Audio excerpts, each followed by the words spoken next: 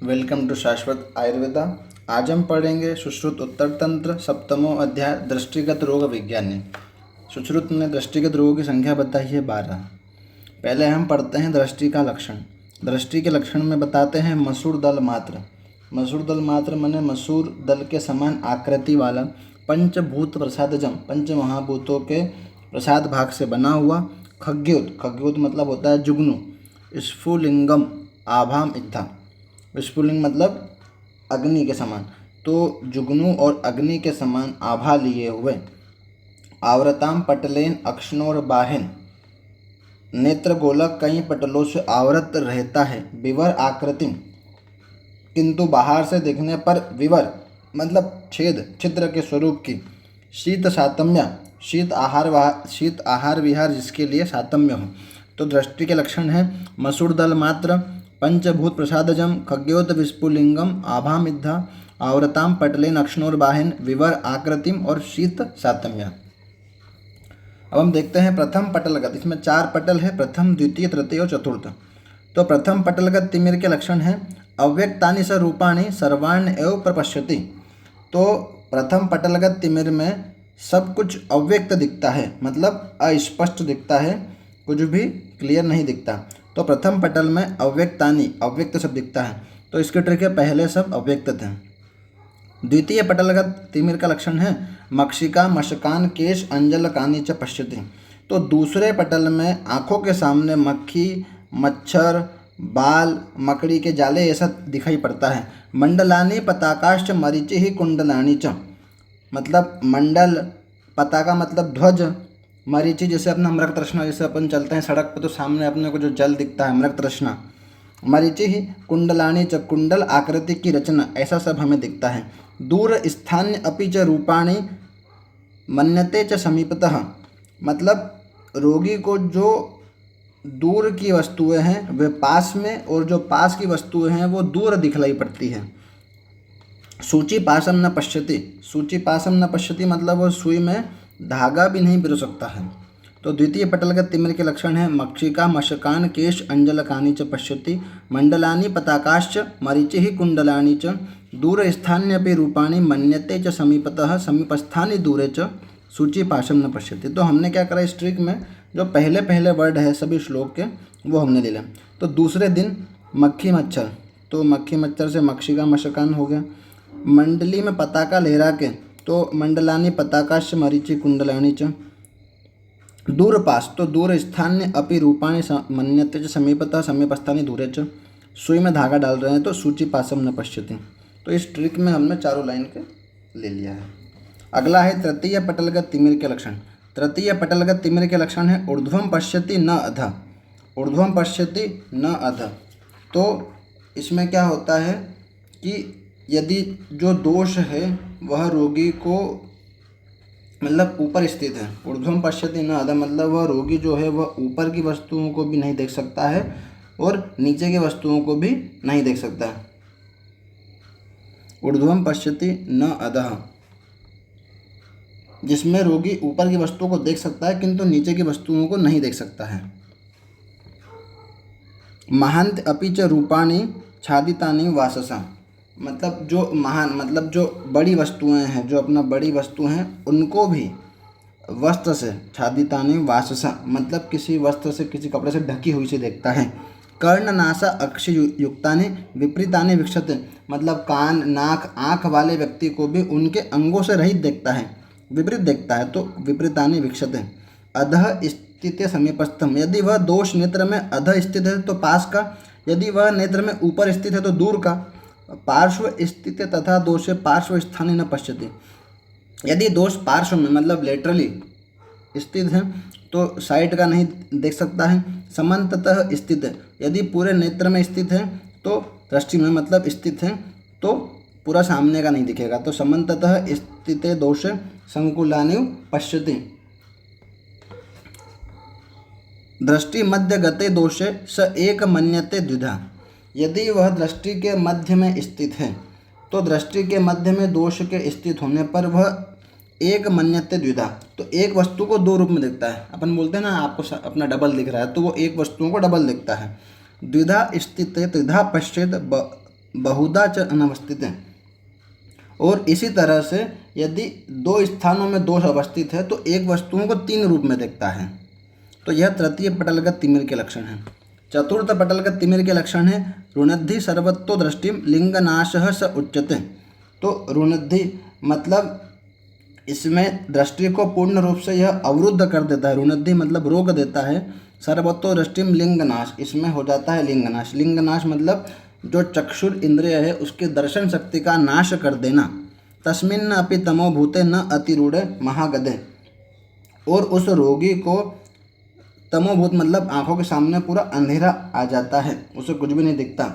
और चंद्र आदित्यो स नक्षत्र अंतरिक्षे च विद्युतः, तथा उस रोगी को चंद्रमा, सूर्य, प्रकाशमान नक्षत्र, विद्युत, निर्मल अग्नि आदि प्रकाशमान पदार्थों को देखता है। इस प्रकार इस रोग को हम लिंगनाश कहते हैं, इसको नीलिका भी कहते हैं और कांच भी कहते हैं। अब हम देखते हैं षड्विध लिंगनाश। षड्विध लिंगनाश में वातज, पित्तज, कफज और रक्तज। तो वातज में है अरुणम, मंडलम, वाता चंचलम, परुषम, इजी है, वात वाले अपना लक्षण है। पित्तज में है कांश आभम, पित्तज में है कांश आभम। कफज में है शंख, कुंद, इंदु, पांडुरम, चलत पद्म पलाशस्य, शुक्लो बिंदुर इव अंभसः, संकुचत्य आतपे अत्यर्थम, छायायाम विस्तृतो भवेत। इसी में कफज में वाग्भट बताते हैं शंख, कुंद, इंदु, कुसुम, स्फटिकोपमम, स्फटिकोपमम। रक्तज देखते हैं, रक्तज में है प्रवाल, पद्म, पत्र, आभम, मंडलम। तो सब इजी है। इसमें वातज में अरुण देख के आप अपना लगा लेंगे। पित्तज में कांश आभम, कांस्य की आभा वाला। कफज में शंख, कुंद, इंदु, पांडुरम, चलत पद्म पलाशस्य, शुक्लो बिंदुर इव अंबशः, संकुचित आतपे अत्यर्थम मतलब जब धूप में आता है तो आंखों को संकुचित कर लेता है। छायाम विस्तृतो भवे, तो जब छाया में जब आता है तो वापस से खुल जाती है। रक्तज में है प्रवाल, पद्म, पत्र, आभम, मंडलम। प्रवाल पद्म मतलब वो अपना रक्त वर्ण का ही रहता है प्रवाल। अब हम इन रोगों के बारे में पढ़ेंगे। तो अभी हमने इनका जो सामान्य जो परिचय था वो देखा। अब हम एक एक दृष्टिगत रोगों के बारे में पढ़ेंगे। तो इसमें पहला है वातिक तिमिर। तो वातज तिमिर में दोष है वात। रूपाणि भ्रमंतीव स पश्यति, आविल अन्य अरुण आभानि व्याविध्यानि। तो वात दोष के कारण मनुष्य जो है रूपाणी मतलब जो उसके सामने अपना रूप है, दृश्य पदार्थ है, वस्तु है, उनको भ्रमंती मतलब घूमती हुई सी देखता है। आविल मतलब मलिन, अन्य अरुण आभानि, और अरुण आभा मतलब किंचित अपना और वर्ण का मतलब रक्त वर्ण का, और व्याविध मतलब कुटिल से देखता है। तो अपने सामने वस्तुओं को रूपाणी भ्रमंती वस पश्यति घूमती हुई सी देखता है। आविल मतलब मलिन देखता है, किंचित रक्त वर्ण की देखता है, और व्याविध कुटिल से देखता है। पित्तज तिमिर में दोष है पित्त। आदित्य मतलब सूर्य, खग्योत मतलब जुगनू, शक्र चाप तड़ित गुणा, इंद्रधनुष तड़ित मतलब विद्युत, और शिखिर बहर विचित्राणी, और जो मयूर होता है मयूर के पंख के समान, विचित्राणी मतलब चित्र विचित्र, तथा नील कृष्णानी नील और कृष्ण ऐसे सब दृश्य दिखाई देते हैं। यह लाइन पूछी गई थी पीजीईटी में, शिखिर बहर विचित्राणी नील कृष्णानी। अगला है कफज तिमिर। कफज तिमिर में है कफ दोष है पश्चेद सूक्ष्म अन्य अत्यर्थम, व्यभ्रे चेवाभ्र संप्लवम, शलील आप्ला बितानी। तो छोटे पदार्थों को पश्चेद सूक्ष्म अन्य अत्यर्थम मतलब छोटे पदार्थ है उनको अधिक मोटा रूप मतलब अधिक स्थूल रूप में देखता है। व्यभ्रे चेवाभ्र संप्लवम आकाश में बादलों में मेघ न होने पर भी मेघों को दौड़ते हुए देखता है। शलील आप्ला बितान्यो, शलील मतलब संपूर्ण पदार्थों को, शलील मतलब जल, तो संपूर्ण पदार्थों को जल में डूबा हुआ देखता है। तो कफज तिमिर में बताते हैं पश्चेद सूक्ष्म अन्य अत्यर्थम छोटे पदार्थों अत्यधिक मोटा, व्यभ्रे चेवाभ्र संप्लवम आकाश में मेघ बादल न होने पर भी उनको दौड़ता हुआ देखता है। शलील आप्ला बितान्यो संपूर्ण पदार्थों को जल में डूबा हुआ देखता है। इसमें वाग्भट बताते हैं शंख इंदु कुंद कुसुम है कुमुदैर इव चाचितम। अब हम देखते हैं रक्तज तिमिर। इसमें दोष है रक्त, हरित शाव कृष्णानि धूम ध्रुमानि च इक्षते, मतलब हरे, हरित मतलब हरे रंग वाला, श्याम वर्ण कृष्ण वर्ण का, और धूम ध्रुमाणी तथा धुएं से आच्छादित देखता है। तो जो रोगी है रक्तस्थिमिर का, वह प्रत्येक वस्तुओं को हरित, श्याम, कृष्ण और धुएं से व्याप्त हुई सी देखता है। अगला है सन्निपातज तिमिर। सन्निपातज तिमिर में दोष त्रिदोष है। चित्राणि विप्लुतानि च पश्यति, मतलब वह चित्र विचित्रों को चारों ओर से विप्लुत माने अवकीर्ण या घेरा हुआ सा देखता है।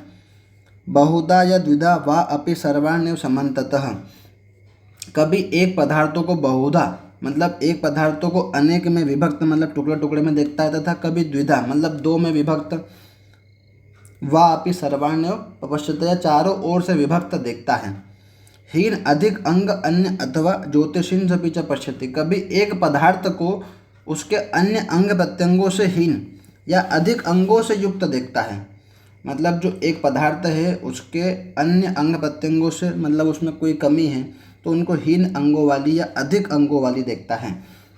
इसी प्रकार ज्योतिषिंसपि, आकाश में तारों को हीन अधिक या विकृत रूप में देखता है। अगला है परिम्लायी तिमिर। परिम्लायी तिमिर को हम संसर्गज तिमिर भी बोलते हैं। इसमें दोष है पित्त और रक्त। पीता दिशस् तदोत अंतम आदित्यम एव पश्यति, मतलब इसमें रोगी सभी दिशाओं को, पीत माने पीली, तदोत अंतम आदित्य मतलब सूर्य, तो उदीयमान सूर्य जब उगता हुआ सूर्य के समान अरुण वर्ण के देखता है। खग्योतेर वृक्षास्तेजो भिरेव च, खग्योत मतलब जुगनू, वृक्षों को, तो वह वृक्षों को उन पर जुगनू है ऐसे वृक्षों को जुगनू पर व्याप्त हुई से देखता है। अगला है पित्त विदग्ध दृष्टि। इसमें दोष है पित्त। प्राप्ते तृतीयम पटलम तो दोषे दीवान पश्चेद निशि वीक्षते च, इसमें क्या होता है कि जो दोष है वह तृतीय पटल में स्थित हो जाते हैं, और तृतीय पटल में स्थित होने से रोगी दिन में नहीं देख सकता है। इसमें रोगी दिन में नहीं देख सकता है, केवल रात्रि में देख सकता है। अगला है कफ विदग्ध दृष्टि। कफ विदग्ध दृष्टि में दोष है कफ त्रिषु स्थितो अल्पः पटलेषु दोषो नक्तान्ध्यम आपादयति प्रसह।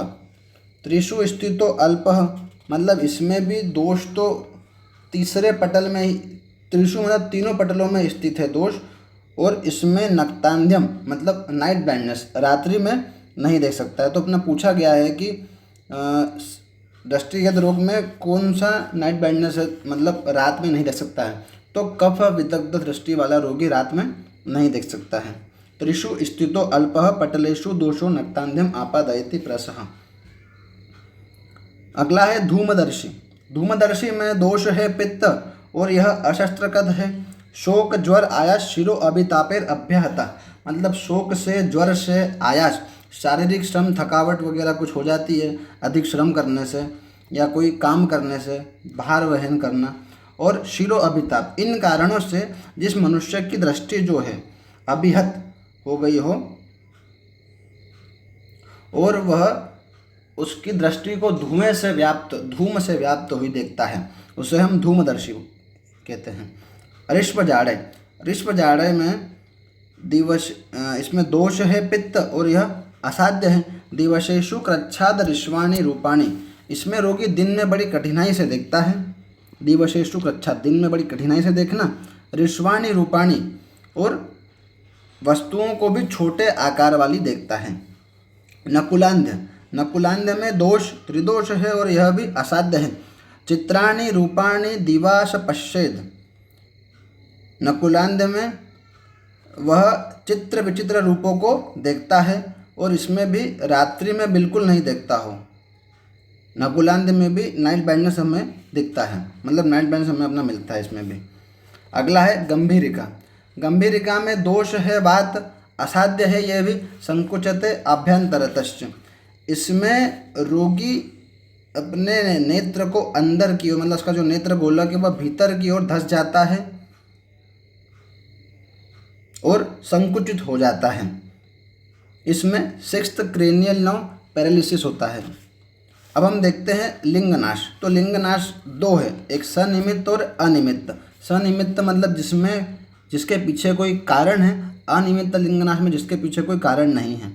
तो सनिमित्त लिंगनाश में बताते हैं शिरो अभिताप, मतलब शिर के अभिताप से लिंगनाश उत्पन्न होना, अभिषंद निर्दर्शनिश्च, और अभिषंद के लक्षण मिलते हो उसमें, दर्शन मतलब अभिषंद के समान लक्षण अपना मिलते हैं, तो यह सनिमित्त लिंगनाश है।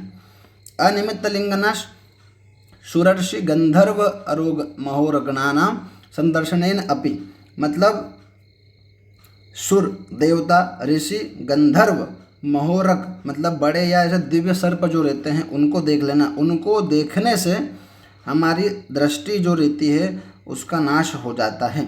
इसे हम अनिमित्त लिंगनाश कहते हैं। इसमें वैदूर्य वर्णा विमला, और दृष्टि जो अपना रहती है वह वैदूर्य वर्णा मन श्याव वर्ण की या प्राकृतिक वर्ण वाली, और विमल मतलब मल रहित हो जाती है। वाग्भट ने दृष्टिगत रोगों की संख्या बताई है 27, जिसमें लिंगनाश तो है 7, वात, पित्त, कफ, रक्त, संसर्गज, सन्निपातज और उपसर्गिज। इसमें कफ को छोड़ करके सब असाध्य हैं। लिंगनाश में जो कफ है वह नहीं है, बाकी सब असाध्य हैं। अब इसमें दो है, गंभीरिका और ऋष्वजाड्य, ये दोनों होते हैं असाध्य।